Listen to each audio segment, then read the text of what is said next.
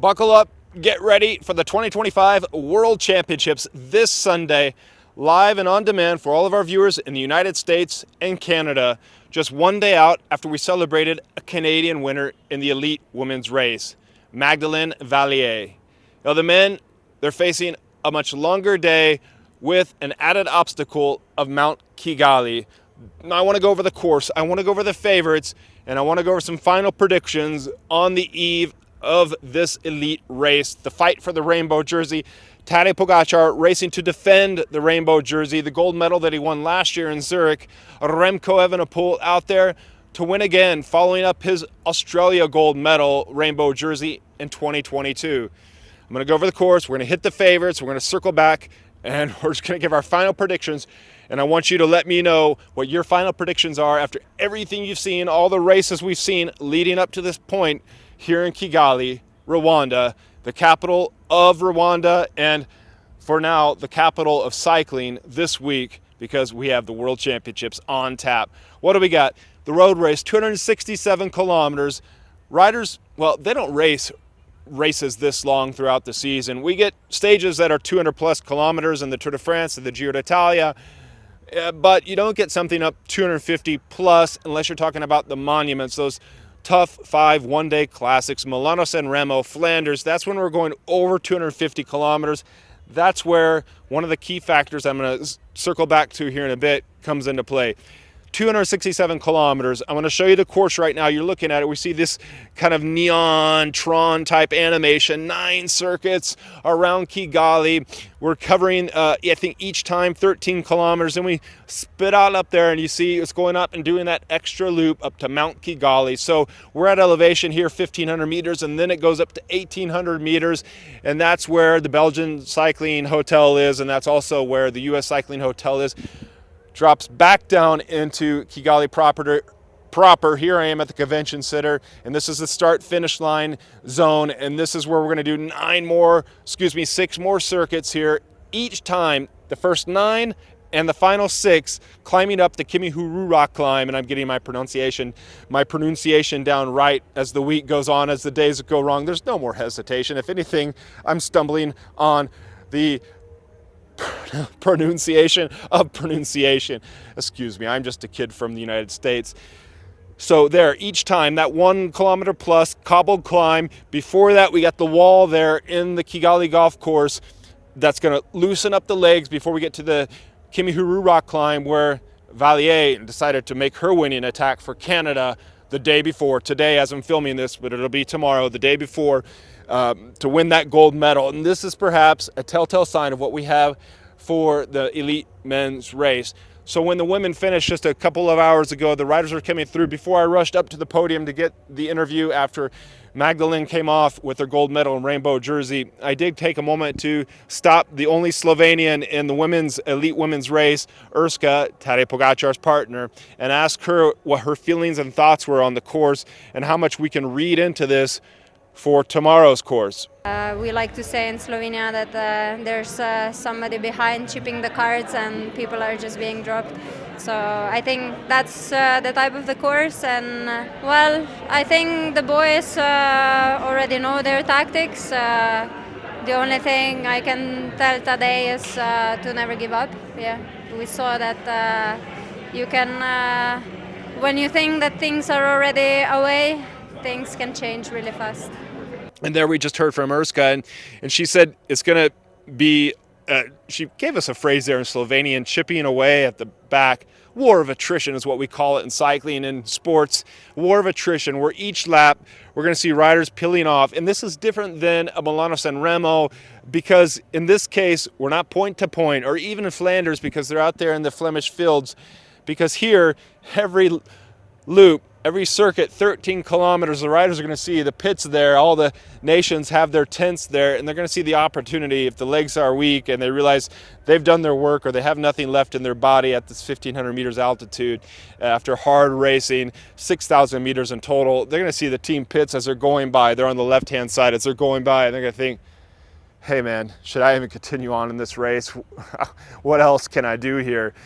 Maybe they're the last rider to represent their nation, or maybe they've already set up their teammate up the road to give him a shot to win the race. Maybe Will Barta has already helped out Quinn Simmons, and Simmons is up the road, and they're going to just pull the parachute and pull the plug. There's no reason to continue in this race, and they're going to pull off. That's what's different in the World Championships, a circuit-type course, 267 kilometers.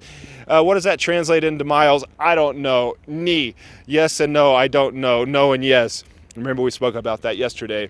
It's a long day in the saddle for sure, and I saw the Polish medalist the other day was coming into the press room, was kind of had his hand back down there on his backside. I'm sure he's feeling the saddle sores or the soreness in his backside because are having long days in the saddle, let alone 267 kilometers when you're out there racing on what's been billed as the hardest world championship in years. Now, Tadej Pogacar laughed off the Australian course when I asked him about that the other day. That was the course where Remco Evenepoel won in 2022. He did say we've had some hard world courses in the past. Yorkshire came to mind, and he also spoke about Glasgow when, remember, Evenepoel came through, hit the ground, shoe broken, but still powered on to the finish line to win the title there. Now let's go over the favorites. And first, I want to talk about some key names that are missing. And Remco in the press conference said, well, he who doesn't arrive doesn't have a chance for victory. That's words to live by, Remco's a philosophy major there. But true words have never been spoken, in this case by our Olympic gold medalist in both the road race and the time trial, and our time trialist gold medal from Sunday, saying that, hey, look, if Van Aert doesn't want to come here to race, well, he doesn't have a shot at the gold medal. Same for Van der Poel as well. Van der Poel already has his medal from the Glasgow World Championships. Van Aert still searching for his, and really he needs to round out his Palmars, doesn't he, with these one-day victories. So those guys aren't here, but we still have a strong start list of riders. And I want to touch on a rider I didn't mention the other day when we were going over some of the names, Ben Healy, because Ireland brings a strong team here that also includes Eddie Dunbar, and I spoke with him during the Volta a España about the Irish team. We're looking over also at guys who were born and raised at altitude. And in this case, I'm speaking about high altitude because Kevin Vermaerke reminded me, hey, he was born at altitude. He lives at altitude.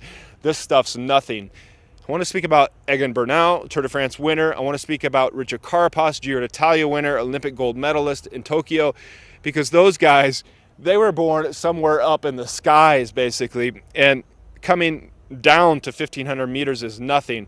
But we'll see if that makes a difference out here. And I think it was Remco or I think it was Remco that said, look, most of us are training at altitudes like this, and 1,500 meters isn't much for us when they're doing this stuff.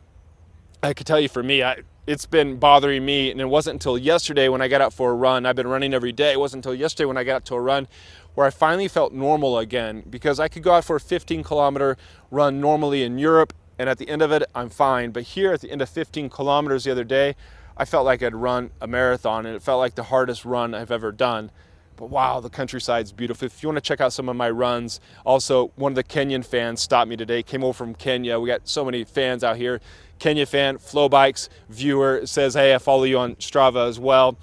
I like to post some of my photos there, but so beautiful out here in the countryside. And I don't know, I just put in 10K, 12K, whatever I want to do, and let Strava create a loop, and you get off on these dirt roads, beautiful. And the thing is here, you cannot run flat. You can't do a flat ride, you can't do a flat run, because everything's up and down. Remember, this is the land of 1,000 hills. That's how it's called, Rwanda. Out to the west, we have Congo, we have Goma. One time I took a motorbike taxi to the border of Congo there, and I realized in 2012 it was kicking off over there. And I realized that wasn't my opportunity to add another country to my list. I wish I'd crossed the border, though, in hindsight. I was staying there on Lake Kivu, really beautiful out there. Silverback gorilla area, if you ever get a chance to come here to Rwanda. Off to the east, we have another national park where you can go do other safaris, but you don't have your gorillas out there. You get zebras for my British viewers, elephants, giraffes, all sorts of goodness out there. But the elevation is a factor here.